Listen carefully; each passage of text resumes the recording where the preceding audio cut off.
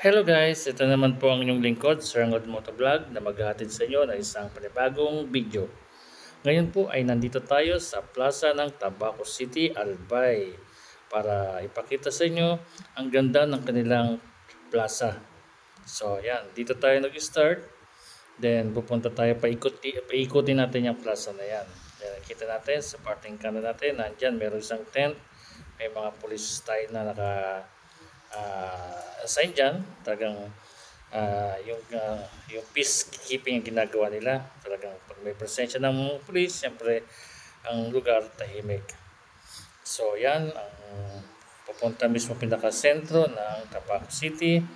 May mga mall, mga supermarket nandyan. Then dito sa part na to, nandito ang St. John the Baptist, isang wala Spaniard nilang simbahan dito. So yan, marami dito mga nakalagay mga placard. Then usually sa lahat ng mga lugar meron namang ganito. Kung sa lugar may kita mo meron silang mga landmark na I love tobacco. Ayun ang ating kapulisan. Salute sa inyo mga sir, mga bossing. So yan, itong kanilang plaza. Ayan po, ayun. Ganda, di ba? Talagang may kita yung taga ng mga sinaunang simbahan talaga. Hello, yan, konting extra mo ng inyong lingkod.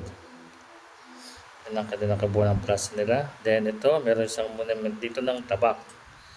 Kaya nga tabak, itak, gulok, whatever, di ba? Yun ang call sign nila. Then sa baba ng monument, may kita ka mga landmark. Katulad niyan, Padjak at Sikad-Sikad. Usually ito yung may kita mo rito sa Tabaco ng mga well-known na mga pangyayari ang lugar. O ito ang skyline. Tingnan, Mayon, tsaka yung planetarium.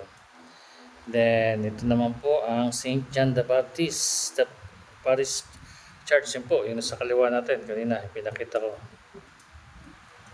Nakapalibot sa kanya. Then this one is St. Louis de Marillac. Isang Catholic Church. Then ito po ay hindi ko basa cemetery. Ano yan cemetery. Isang cemetery po dito yan. Then Smithville Company House. Yan. Mga sinaunang bahay na po na nakapreserve pa rin. Chinese Cemetery, Tabaco, Beijing High School. Ay, hindi pala. Sorry. Isa palang school pala yun. Then, ang municipal building. Yan, ang kanilang selyo. Then, ang Tabaco International Port na matatagpuan sa may bandang seashore sa likod ng munisipyo. Then ang mga tabak maker, isa sa kanilang landmark ng pagiging kaya tabako, from the word tabak, ibig sabihin gumagawa ng mga itak or gulo. So sumunod doon yung sikat-sikat na. Yun, nakapalibot lang doon yung mga well-known place na may kita dito sa Tabaco. Then makita nyo yan, may mga placard, may mga poster na gawa ng mga estudyante. Kasi tabi niyan, excuse me po.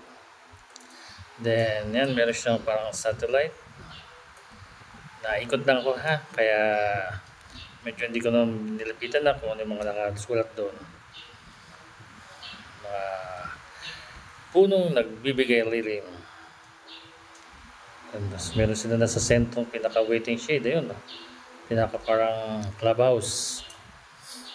May mga upuan para sa mga magsing-irog at gustong tumambay rito. Then, yan, siguro sa akin, talaga mga estudyante siguro tumira niyan. Diba? Iba-ibang konsepto, pananaw sa buhay, kung anong gusto mong ipahayag. You can use by your imagination, by using your art. Gawa ka ng minsan abstract. Marami ka na may paliwanag dyan As long as isa kang artist, kaya may paliwanag siya. Pero sa isang hindi naman, since ba, wala namang pangunawa, minsan hindi nila naintindihan kung ba't ganyan. Pero mahal yan sa mapaglagay mo sa mga premium. So ayan, meron sa pang monument ng isang soldier. May nire-representa yan dito siguro sa lugar ng Tabaco. Kaya siya nasa isang monumento. Then ayan ang building ng Tabaco Municipal. Ito, yung kabuuan na yan. Then merong may konting court. May court na may ginawang paradaan muna. Sige, syempre naman, wala namang mag-basketball lang katanghaliang tapat. Siguro pagtapos ng officers, alas 5, pull out lahat ng mga sakyan, mga kabata nag-basketball dyan. Yan, nakita niya, paikot lang siya. Ayun, simbahan, kita pa rin. So, yan lang guys, paikot-ikot lang natin taga dito ang kanilang plaza. Ito, may mga stair pa dito. Pero pag gusto ng games, ano na yan, upuan na yan, seating capacity na yan. May metro bank sa part na yon. So, ibig sabihin, tagang well-known natin unlad ng lugar na to kasi nga city nga siya. Hindi ka naman mababasag na city kung hindi ka malakas ang negosyo na pumapasok sa lugar mo or mga era, gano'n. Hindi naman, may target naman ang ganyan para maging city ka eh. At usually, sa mga ganyan, nandyan, nakasentro ang Jollibee, McDo. Pag nakita niyo yung mga ganyang establishmento sa isang lugar, possible ang isang lugar maunlad. So, paano? Hanggang dito na po muna ang video. Salamat po sa inyong pagsubaybay. Huwag niyo kalimutan mag-subscribe sa aking channel. Sir Ngod Motovlog is in the house. Bye-bye!